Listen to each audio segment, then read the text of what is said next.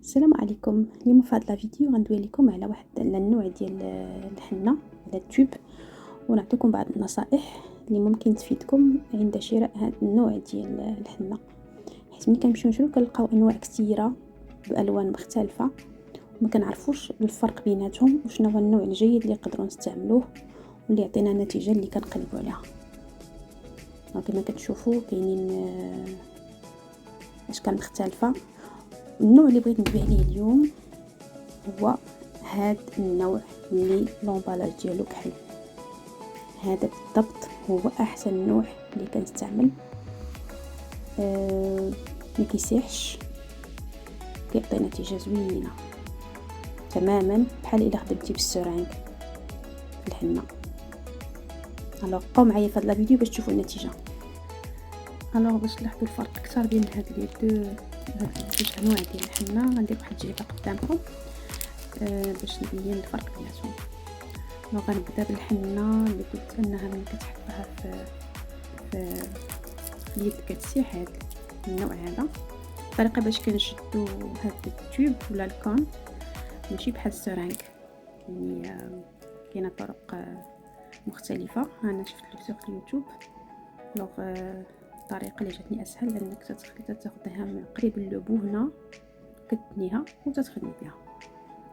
ملي ندير في هذه الجهه اللي ما فيهاش شي زواقه غنبدا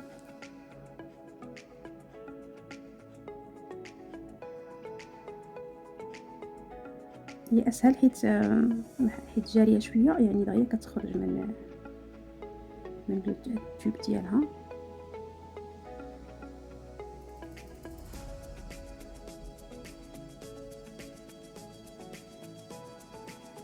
مي يبان انها بلو ليكيد، يعني ما عقداش.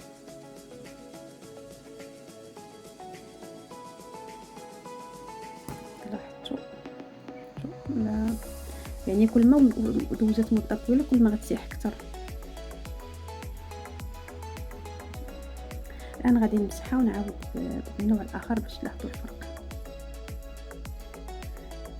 ولا احسن حاجه انني نخلي هذه وغندير الاخرى حداها النوع الاخر باش تلاحظوا الفرق اكثر.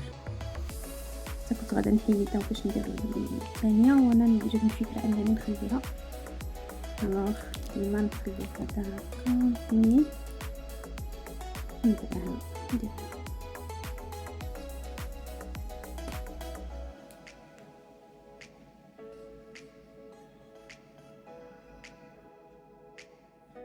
يعني كملت.